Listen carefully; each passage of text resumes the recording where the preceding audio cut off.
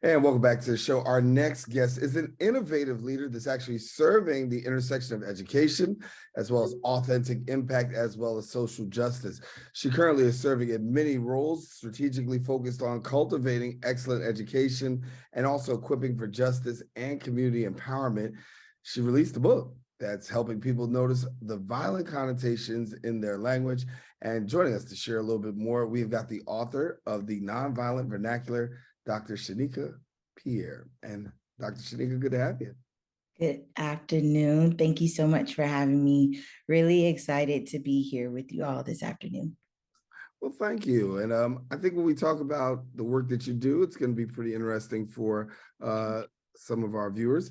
Uh, Give me a little bit about the nonviolent vernacular from your perspective.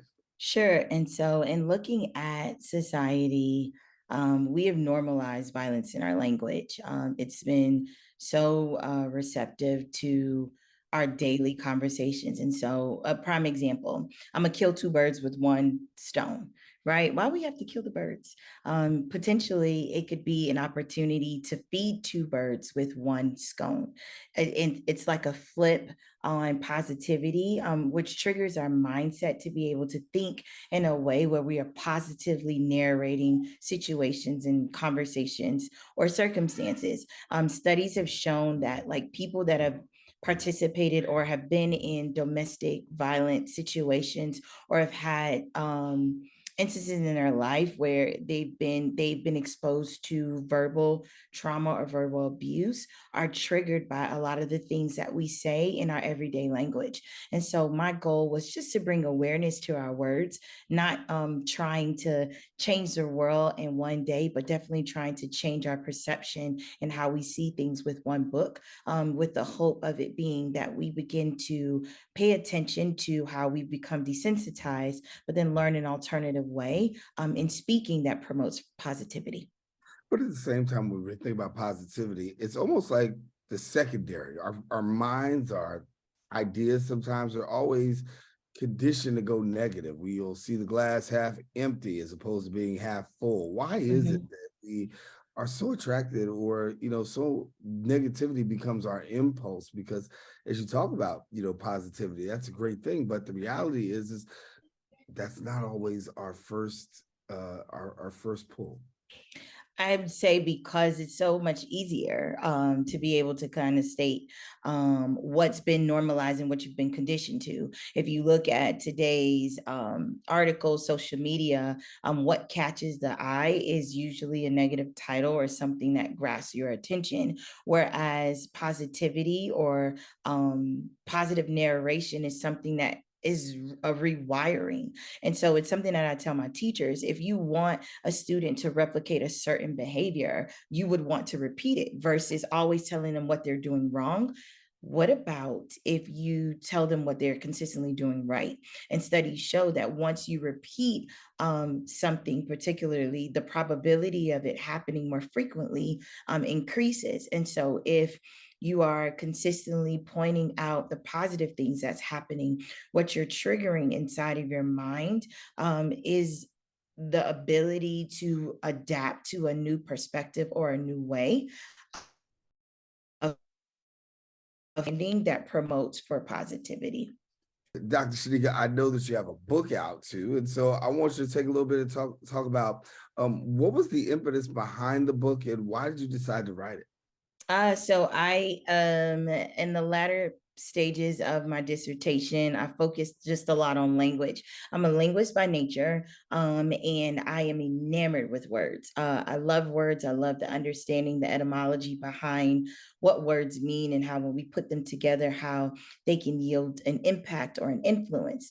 And so also serving as an assistant principal, listening to a lot of the language that students are spewing to each other begin to catch my eye. I noticed that they were less frequent in compliments, but very consistently in slander or banter when it came to how they would describe their friends, how they would describe their relationships or their situations. And so taking just an opportunity to look at the impact associated with it and seeing how I even noticed within my own language that I could not go a couple of sentences without a negative, or I would say a violent connotation. And then I just thought about, how was that showing up in my personality? How was I projecting that in conversations? And what did that look like as far as a lasting impact when having conversations with people? And so the book really pushes for this idea of building awareness by practice. And so I believe in theory and application, because that's where the knowledge and the wisdom comes from, right? You have the opportunity to be educated, but now let's talk about the equipping and the empowering piece. And so what the book does is it provides you an opportunity to actually see the violent connotation, but then work your way through as far as how you process. What does it look like? What is the definition? How is it utilized? But then I offer you, which is the equipping piece, an opportunity to say it another way, utilizing positive language, and then encouraging you to reflect on that, because that is also the piece that's missing. Sometimes we provide people with tools, but then we don't give them the opportunity to practice. This book serves as a tool that does that. It provides you with the knowledge so that you are educated. It provides you with tactical tools and transferable skills so that you are equipped. But then it pushes and encourages you to share, which is the empowering piece, where then it's not just you bridging the gap and building awareness, but you are also influencing and impacting others within your circumference or within your sphere of influence. So for yourself, you have the opportunity to really impact people because you've got faculty, you've got students, you've got families that you have the opportunity to really touch base with. How do you get this? How do you get this to transcend into their lives on a day-to-day practice? Because listen, once you get somebody to adopt that, game changer, right? Yeah. But the process is also, you got to break people down in order to get that, because we're so used to going the other direction. Yeah, I think I've witnessed so many aha moments with just some of the examples that they are consistently using. And so, what I've noticed is that when there is that level of awareness, people then become convicted. And so, it's like, oh, snap, I am, like, for instance, if we're saying, oh, we got a deadline, and I'm like, wow, or bullet points. And I'm just like, okay, what about if we have a due date or if we have task items? And so just bringing that other way to say, I've just noticed and looking at people and they're like, oh my goodness. And then it brings about a level of conviction. I think the work that I am tasked in doing is not necessarily, or not only just equipping and educating, but it's about bringing this level of awareness to where when I'm not around, you consistently hear the voice or the idea of, oh, there's another way that I could potentially say that.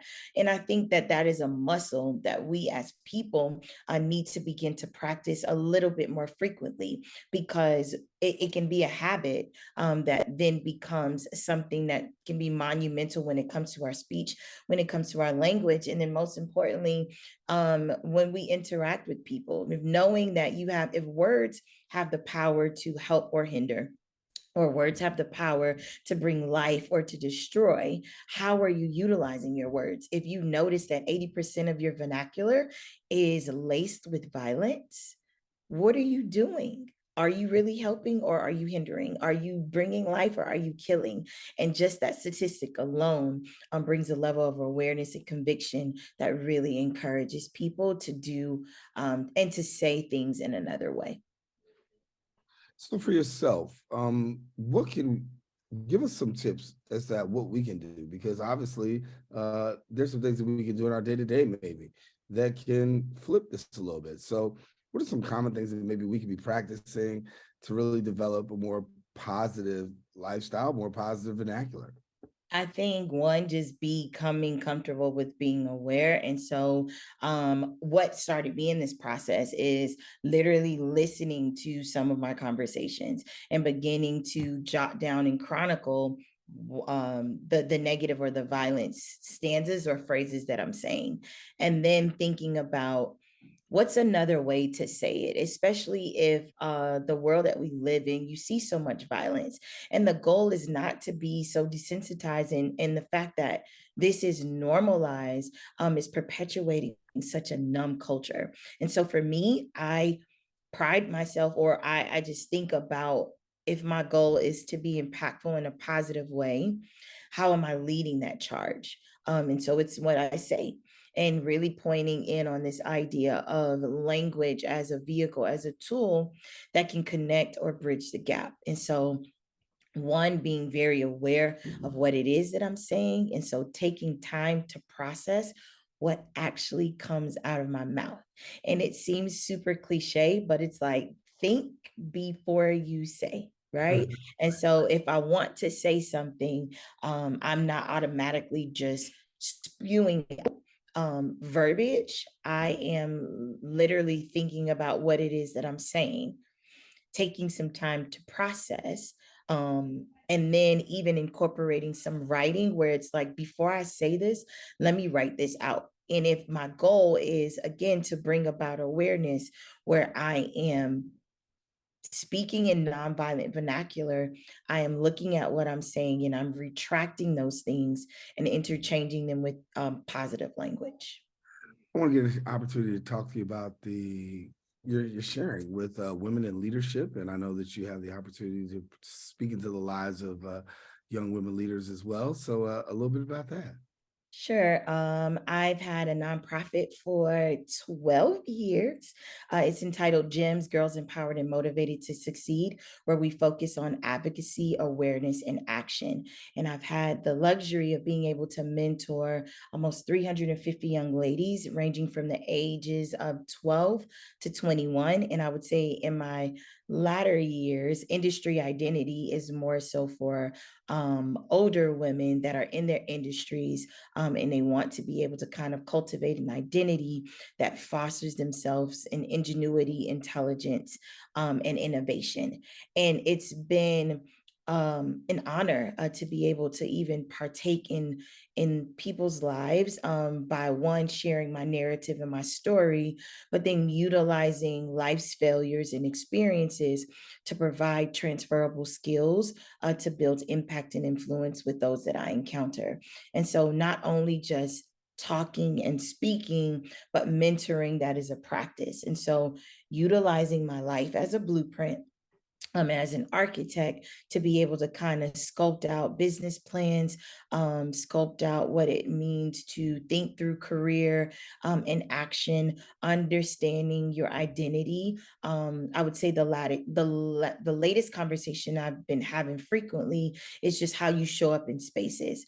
And so you hear that frequently, and people just automatically think of image and etiquette.